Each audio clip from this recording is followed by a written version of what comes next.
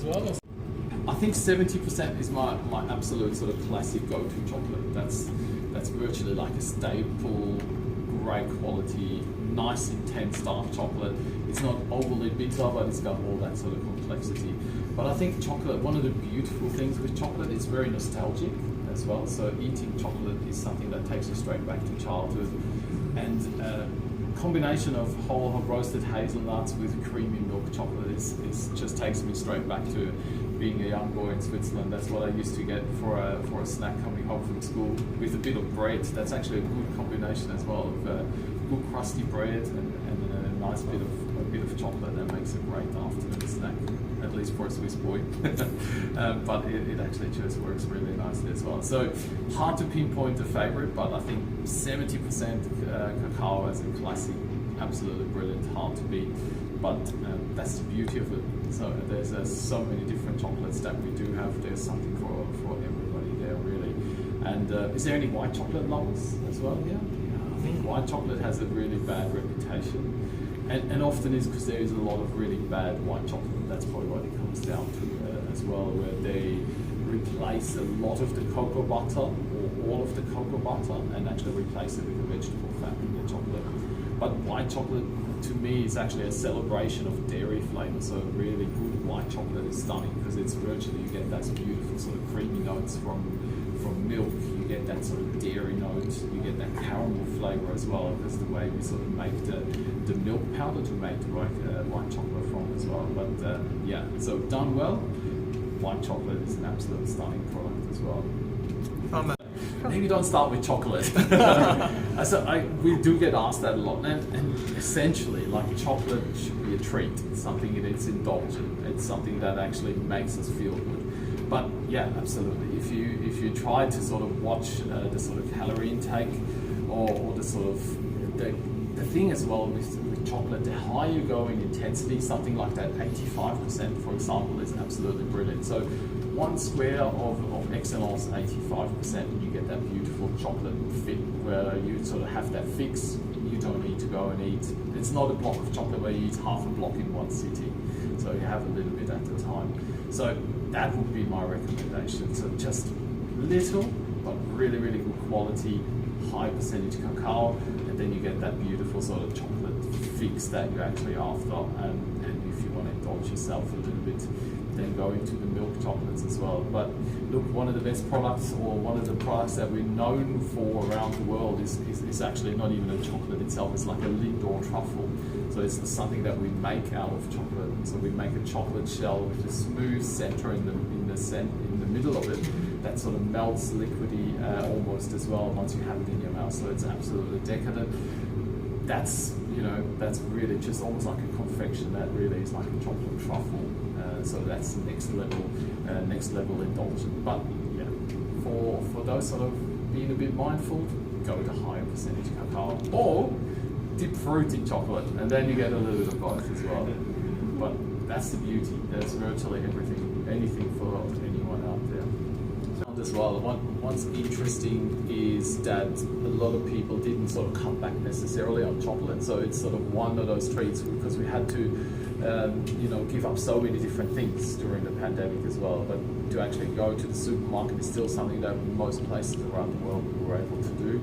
And then you actually treat yourself at home. So we were lucky that that chocolate was actually sort of one of those things that people still sort of enjoyed and treated themselves with. So that was exciting. But yeah, absolutely had a big impact. But we're looking at sort of similar levels as before now, and hopefully we'll be growing for more and sort of bigger and better things. So the new markets is always very exciting for us because to a certain extent, the European markets, they sort of reach to a certain level as well with the competitors as well. So sort of new markets, something like the Philippines is really exciting for us.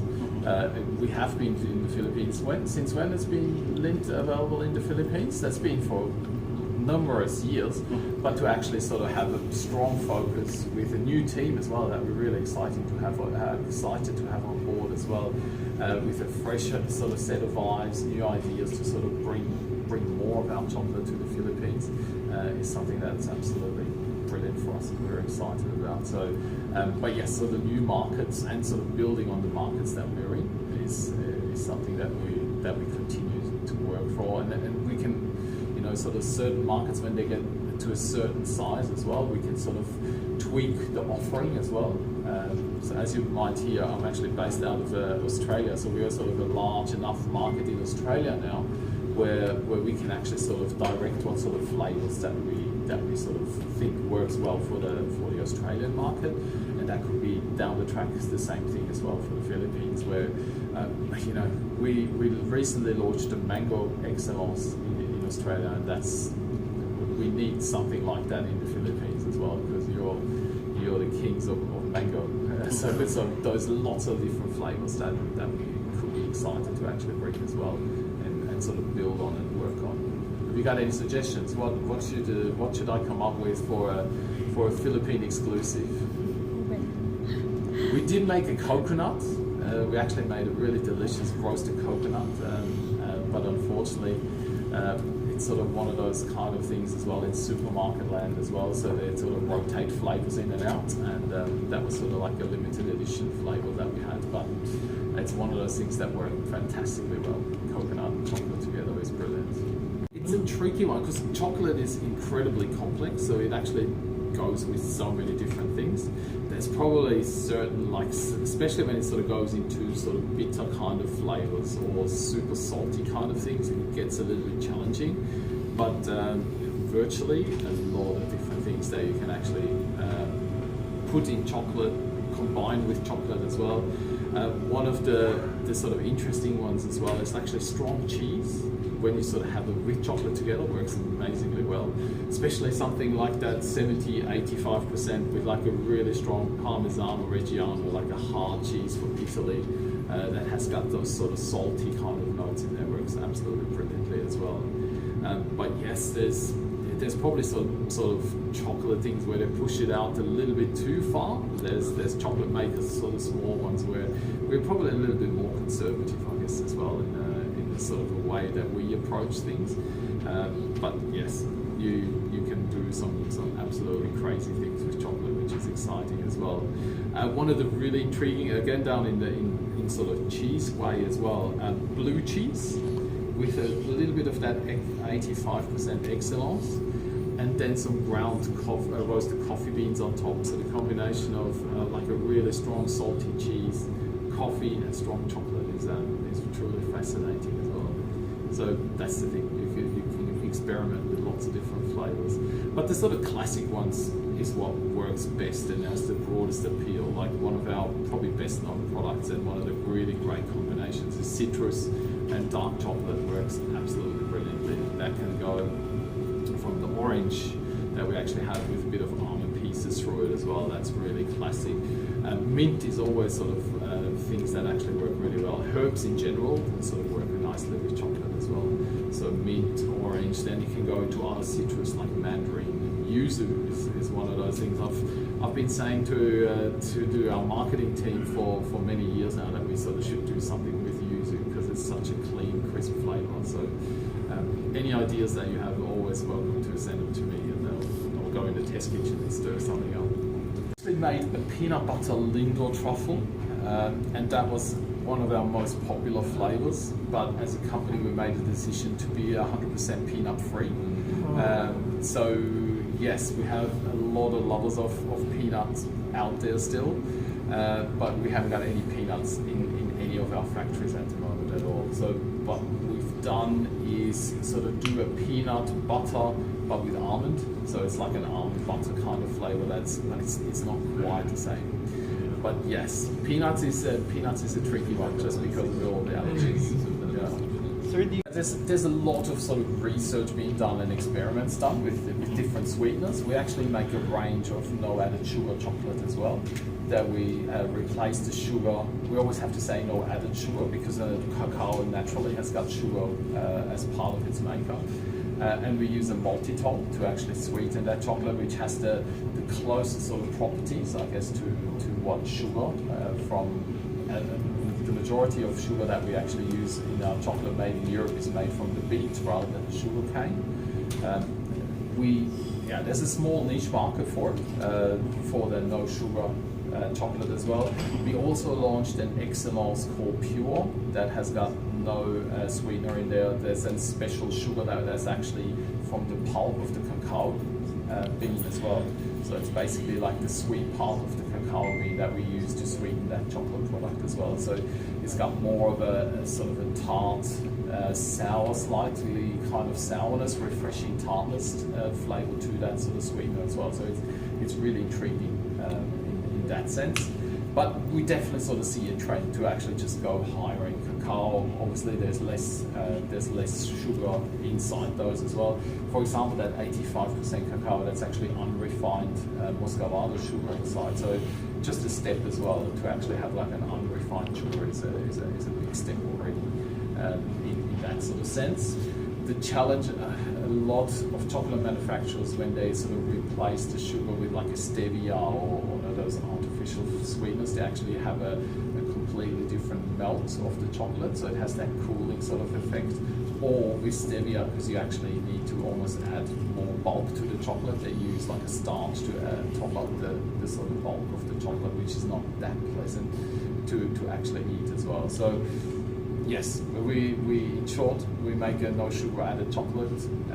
We make one that we use the pulp of the cacao to actually sweeten it, and higher in cocoa as well. But mainly like power is a big challenge as well for our European factories. And yes, the whole, since the pandemic as well, the whole logistics has been much more complicated.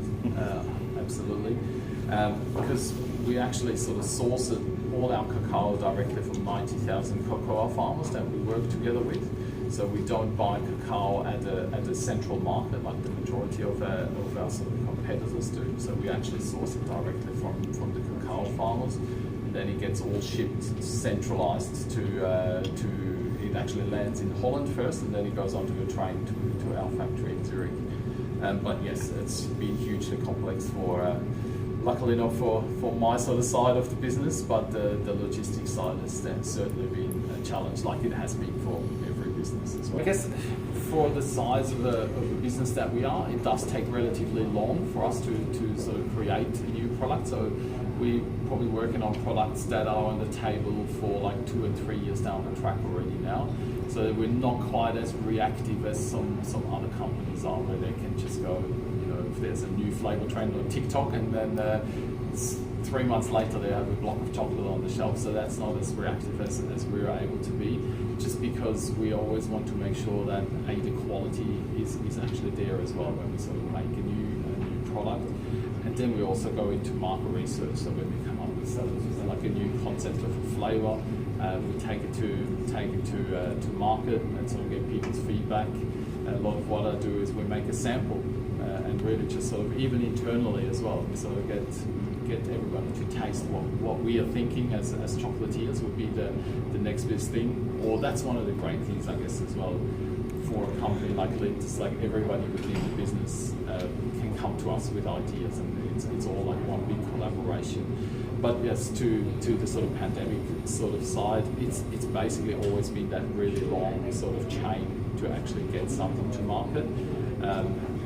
Especially, we're not like a small boutique kind of chocolatier where they can turn around when there's a flavor of the year being announced, and then a couple of months later they would have that. So we're probably a little bit more formal planning and forward thinking when we sort of create chocolates. One of the really truly unique things at LINDT is that we are in charge of every step of the chocolate making process. And that's quite unique for a size of business that we are. So compared to other companies that are in supermarkets, is where they would buy cacao already sort of prepared and then make chocolate from that. So the fact that we are in charge of every single step is something that gives us the full control over the sort of quality and the actual process of it as well. So we've been one of the longest sort of chocolate manufacturers. We've been making chocolate since 1845, so we have over 175 years of chocolate making know-how. One of the main things, Rodolphe LINDT actually changed the way chocolate is eaten and enjoyed worldwide. Like chocolate around the world has got a little piece of LINDT know-how inside as well. So we invented a process called the conch, which refined the chocolate and made chocolate what it is now. So before the conch was invented, chocolate basically had to be chewed, so it's not something that was completely melting on your tongue. So that refining stage is what actually makes chocolate to that texture that we're expecting now. So that's a big thing, and every chocolate manufacturer is doing a little bit of that LINDT know-how in their chocolate, which is exciting. But look, we're a chocolate that's in the supermarkets. It's really easily available. It's not the most expensive and it's not the cheapest, but it's like for the size and the price and things, it's a really good quality chocolate. We make sure, for example, chocolates that have nuts inside, we actually roast all the nuts ourselves in-house. We try to see that we can use whole nuts as well, which are much fresher. They have the crunch that they remain, rather than sort of buying pieces of roasted nuts already. So it's something that we try to have as much of the control virtually in-house as well. And then it just comes down to, you know, the passion as well. But we sort of always see we make chocolate for, I guess, the people that enjoy chocolate similar in a way that what we do. So there's lots of great chocolate out there for people to try and explore as well. But I think we're doing a pretty good job, and I hope that that everybody enjoys what we do as well. So it's great that we can offer a huge variety as well of different things for all sort of parts of people enjoying chocolate. So that could be down to sort of handcrafted pralines in a box that people can give as a gift, or you can sort of put it out on the table at the dinner party after. Then we got those pure sort of blocks of chocolate where you just enjoy that as it is, down to sort of confectionery like LINDT truffle as well. So I think variety is key with Christmas time. By the way, how the Philippines are doing Christmas is absolutely amazing. Like, it looks absolutely stunning. How the city is decorated. So there's lots of things that we can probably do for Christmas as well in the Philippines as well. So it's an occasion to actually have chocolate. It's something special as well. So we hope that we got lots of different things that people can enjoy. What do you think? Because pure chocolate, like dark chocolate, this, for example, is made with 3 ingredients. That's all you need to make a good quality chocolate. So all that has is cacao in different forms. So it's got cacao mass and cacao butter, and then sugar and vanilla. That's it. So absolutely. So there's plant-based. We don't necessarily call this a vegan chocolate because it's not certified to be vegan, but most people that are vegan, that follow a vegan diet, they know exactly that they can eat this product because there's no dairy in there whatsoever. And we actually do make, or we launched a range of like milk chocolate type, but with oat, and to get that sort of creaminess into it as well. And milk chocolate is stunning because it's beautiful, rich and creamy in the mouthfeel. We use a little bit of that almond butter as well, so you get that creaminess still, the flavour of oat, and that sort of beautiful sort of rich flavour that way. So we do make a vegan range, absolutely, but these are perfectly fine as well. And sort of to the keto question, that's sort of similar, I guess, as well. Low carbohydrates, higher in fat as well. Essentially, you know, like dark chocolate is the way to go. That's definitely that sort of realm. Higher cocoa would be having less sugar, therefore less carbohydrates, or those kind of things. But you know, still look at chocolate as a treat, something that you sort of enjoy and you really indulge in as well. Probably one of those. It's almost like a stepping stone a little bit as well. So later on, we'll actually taste some chocolate as well. Or there'll be some on the plate as well. That's sort of around that 50%, which is a really good sort of entry-level dark chocolate without being too strong and then bitter as well. And then it's really just, you know, people sort of try to go, okay, I'll try it at 70, I'll try it at 85.